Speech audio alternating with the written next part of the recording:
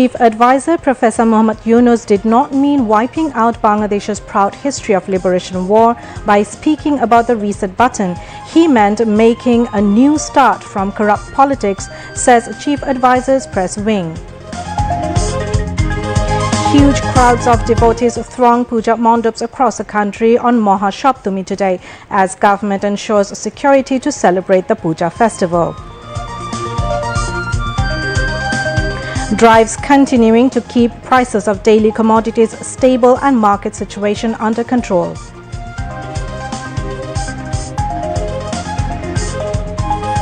Case filed against 47 people, including Sheikh Hasina, over attack on Amar Desh editor Mahmudur Rahman in Kushtia in 2018.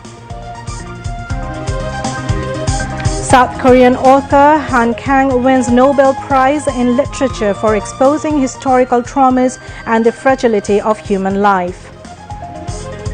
And tennis legend Rafael Nadal announces retirement from tennis after a glittering career with 22 Grand Slam titles.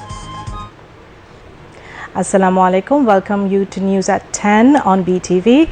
I am Roya Zabin. You have just heard the headlines, now news in details.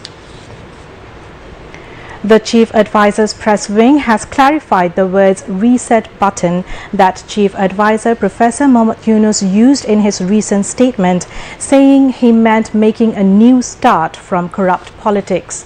A statement issued today from Chief Advisor's press wing said when Chief Advisor Professor Muhammad Yunus spoke about pressing the reset button, he meant making a new start from corrupt politics, which destroyed Bangladesh's all key institutions, pushed the economy to the brink of collapse and robbed the rights to vote and civil liberties of tens of millions of people. Professor Yunus did not mean wiping out Bangladesh's proud history. When a person presses the reset button, he or she resets the software to start all over again. It does not change the hardware. In the 1971 Liberation War created the hardware of Bangladesh, the statement read. It said some people are misinterpreting Professor Yunus's recent interview with Voice of America. When he arrived in Dhaka on August 8 to take over as the chief advisor of the interim government, Professor Muhammad Yunus told reporters at Hazrat Shah Jalal Airport that July-August student-led mass uprising was country's second liberation, the first liberation being the country's glorious war of independence in 1971. During the Liberation War, Professor Yunus was an assistant professor at Middle Tennessee State University. He formed the Bangladesh Citizens Committee immediately after the independence of Bangladesh, which announced and launched a US-wide campaign to persuade the US government to recognize Bangladesh. He published the Bangladesh newsletter to inform the world about the genocide in Bangladesh perpetrated by the Pakistani army, according to the statement. Today is Maha Saptami of Sharadiya Durga Puja. The day began through various rituals of Hindu community, including Bihit Puja. On the occasion, members of the Hindu community started thronging different temples across the country, including Dhaka. Maha Ashtami will be celebrated on October 11 and Maha Navami on 12th October. Sharadiya Durga Puja will come to an end on October 13 through immersion of idols on the day of Bijaya Dashami. On the occasion of Durga Puja, a three-tier security measure is in place at Puja Mandap in the capital. Volunteers are also working to ensure security and smooth celebrations of the Sharadiya Durga Puja. Strict security measures have been implemented for the Durga Puja celebrations, with a control room set up in the ministry to oversee the event.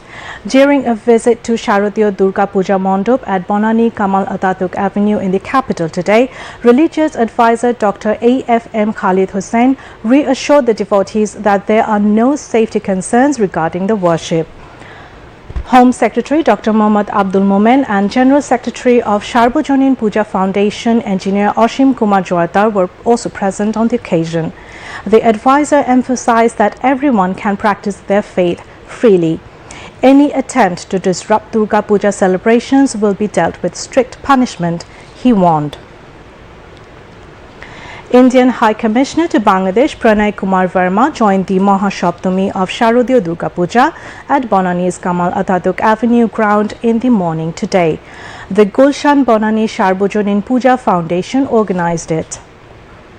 Wishing an overall success of Sharadiya Durga Puja, Indian High Commissioner Pranay Kumar Verma hoped that this festival will consolidate the ties of harmony and fraternity irrespective of religion and beliefs. Not only the 5 days of Durga Puja, the interim government will ensure security of people for 365 days of the year. Home Advisor Lieutenant General retired Jahangir Alam Chaudhry said this while visiting Takeshwari Central Puja Mandap today.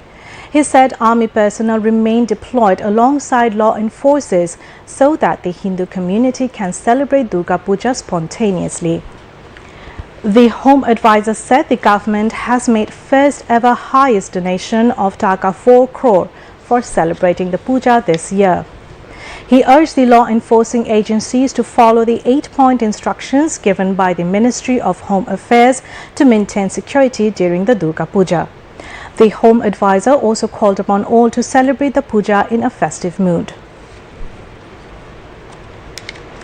Information and Broadcasting Advisor Muhammad Nahid Islam sought cooperation of all to build such a discrimination-free Bangladesh where all communities will be represented in the state and their rights will be ensured. He said this at a religious discussion meeting organized by Ekota Dom Samaj Youth Puja Committee at Shampur in the capital today. Leaders of the Puja Committee were present on the occasion. The Information and Broadcasting Advisor said we have to fight shoulder to shoulder to materialize the dream of building a new Bangladesh. সম্প্রদায়ের প্রতিনিধিত্ব থাকবে, তাদের অধিকার নিশ্চিত হবে, এরকম একটি বৈষম্যহীন বাংলাদেশই কিন্তু আমরা কামনা করি। গত 50 বছরে আমাদের ভিতরে অনেক ক্ষত তৈরি হয়েছে, ভেদাভেদ তৈরি হয়েছে, বৈষম্য বঞ্চনা তৈরি হয়েছে। আমরা চাই সামনের দিনগুলোতে এই সকল বৈষম্য বঞ্চনা এবং ভেদাভেদকে দূর করে আমরা একটি সমমর্যাদা ও সমতার বাংলাদেশ যেখানে সকলের সমান অধিকার থাকবে, নাগরিক অধিকার থাকবে। The Commerce Ministry conducted a drive at Bonani Kitchen Market in the capital today to keep the prices of daily commodities stable and the market situation under control. Deputy Secretary of the Ministry, Sultana Akhtar, led the monitoring team. The team monitored essential goods including eggs, chicken, meat, rice and vegetables in the market. They also checked price lists and examined purchase and sale receipts. There is considerable discomfort in the market over the prices of essential food items. The prices of vegetables and eggs are now fluctuating slightly after price hikes over the past few days.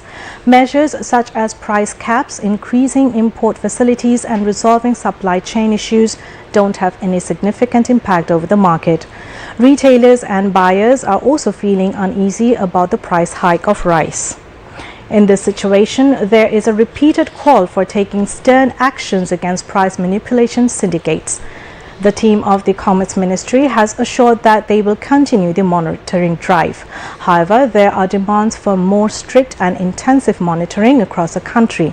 Many believe that prices are temporarily reduced in presence of the monitoring team, but once the team leave, prices are reset at higher levels again. Therefore, the civil society is expecting timely and visionary measures to stabilize the market of daily commodities. Kumilla's Yousef Sanwar was martyred in the anti-discrimination student movement. Sanwar was killed by the police firing during the anti-discrimination student movement in Dhaka on 20th of July. He was a TCB goods seller at Kolta Bazar in the old part of Dhaka. Sanwar's wife Rehana Akhtar, daughter Raisa and other family members live in his native Gobindpur village under the Laksham Upazila of Kumilla. His family members, including his wife Rehana Akhtar, are worried about the future of child Raisa. After losing the sole earning member, Sanwar's family has become disoriented.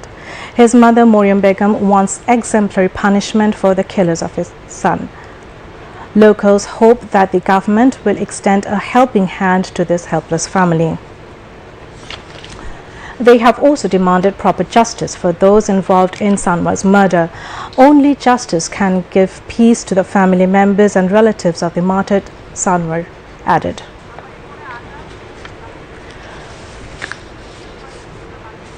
Acting Chairman of Bangladesh Nationalist Party BNP Tariq Rahman today called for resisting local and international conspiracies with the sacrificing spirit of jihad and to protect the sovereignty and recovering democracy in the country.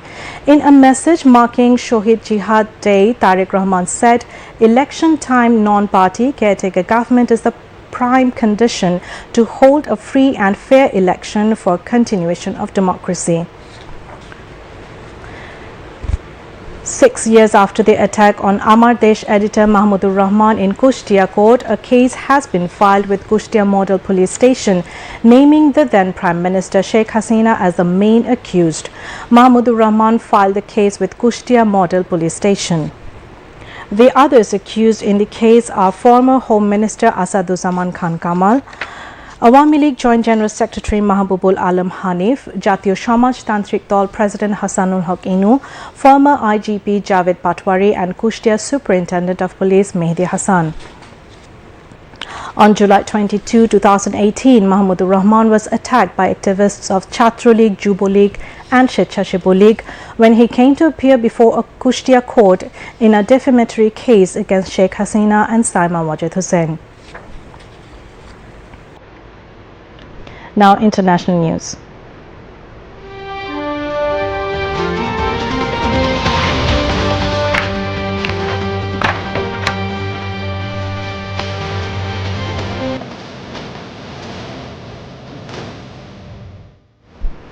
South Korean writer Han Kang has been awarded the 2024 Nobel Prize in Literature. The Royal Swedish Academy of Sciences recognized him for his profound works that explore the trauma of history and the fragility of human life through his evocative poetic prose. The announcement came today from Stockholm, Sweden at 5 p.m. Bangladesh time. 53 years old Han Kang is globally renowned for his novels, particularly The Vegetarian and Human Acts. The Vegetarian notably won the Man Booker International Prize in 2016.